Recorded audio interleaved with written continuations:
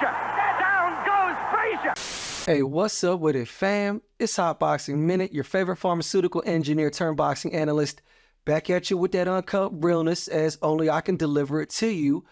And turns out Mystery Mexican weekend out there across the pond for boxing didn't turn out as successful for the Mystery Mexicans as we thought it was going to turn out.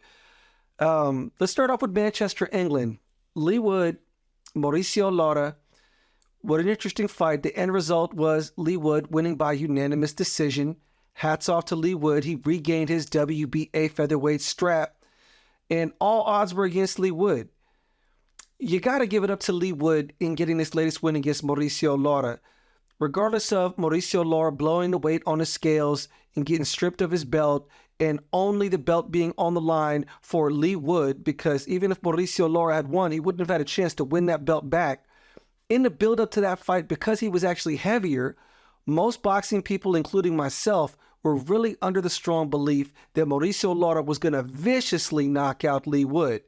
And I'm going to admit that. I'm going to own that. I have to eat that crow because Leigh Wood fought a perfect fight. And it looked a lot like that first fight. A lot of people were complaining Mauricio Lara looked flat or whatever, but it really kind of looked very similar. Played out the same, except this time Leigh Wood was not making any mistakes. He made no mistakes. He stayed behind his jab, stayed disciplined, didn't stand in front of Mauricio Lara, even got the knockdown in the second round. On the cards, the judges read it out as it was won. It was two of the cards, 118 to 109, and a one card was 116, 111. Leigh Wood pitched a perfect game. Congratulations to Leigh Wood on resecuring his WBA featherweight strap. You got to give it up to that guy because it speaks volumes to a person's character to win a title after losing it monumentally like that in front of his own people. And Leigh Wood fought a perfect game. Leigh Wood is one of those fighters that is not perfect, but does everything well and puts it all together. He's just stubborn enough in there to be a dog when he needs to be a dog. He's clearly disciplined enough to be a disciplined boxer when he needs to be a disciplined boxer. As you've seen from his previous fights in his knockout of the year last year over Mick Conlan, he has enough power to keep a fighter honest and to knock them out if need be. I'm impressed with Leigh Wood. You got to give it up to Leigh Wood. There's a lot of doors open for Leigh Wood now after this victory over Mauricio Lara. Let me see what his record is at the moment. I believe he is 27-3. He currently holds the WBA featherweight strap. He has a mandatory defense against Otabek Klomatov. Man, try saying that 10 times. That guy's 11-0 and 10 KOs. Now, a lot of people want to see him do a title unification fight with one of the other champions, say maybe a Ray Vargas or a Robesi Ramirez.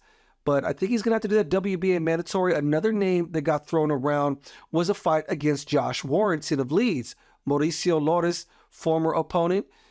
Josh Warrington and Leigh Wood would absolutely sell out an arena over there, so that would be a big money. Great legacy fight for them to fight over there in the UK. What do you think Leigh Wood should do next? Should he take that money fight with Josh Warrington? Should he fight Otabek Klomatov? Or should he try to unify one of the belts? Let me know in the comments section, y'all. Let's see if we can push the conversation to where the promotional companies actually see it. Maybe they'll look at the comments section. Let me know.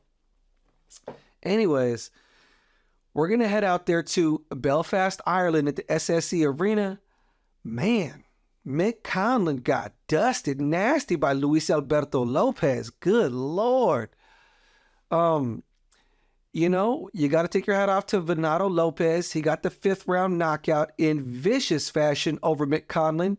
I'm going to eat my crow on this one. I thought Mick Conlan might actually squeak out a decision in this one. I did. Look, I saw the way Venado Lopez fought against Josh Warrington.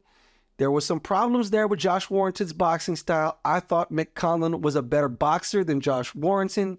I don't know what the hell happened to Mick Conlan in that fight. From the beginning of that fight, he was in deep waters against Venado Lopez. He tried to get into some exchanges with him early. In the second round, he was already looking hurt, and it only got worse from there. And then he got that nasty sneak uppercut in the 5th round to knock him out. I don't know what Mick Conlan's going to do, but hats off to Venado Lopez. He successfully defended his IBF featherweight strap. Maybe he'll fight Ray Vargas next. Maybe he'll fight Robeisy Ramirez next. I don't know. What do you think is next for Venado Lopez? Let me know in the comments section on that one, folks. We need to chop that one up. I like Venado Lopez. The narrative behind Luis Alberto Lopez is so fascinating in the world of boxing. Most boxers have to start at a very young age to reach the elite level that Venado Lopez has. He didn't fight his first professional fight until he was 22 years old. That's almost unfathomable. I'm thinking maybe he probably spent a few months, maybe a year or two in the gym training around and messing around, because I don't really comprehend somebody starting out the blue and just going straight into a pro fight. He did play soccer before that, so he had a strong athletic base. If you watch Venado Lopez fight, he's clearly freakishly athletic. Well, now he's a successful defending champion in the featherweight division. Lots of fun potential matchups. Like I said, he could fight Robeisy Ramirez. He could fight, who is the other one? Rey Vargas. He could fight, who else is the other champions of the division? I got it right here. Robeisy Ramirez. He can fight Leigh Wood. He can fight Rey Vargas.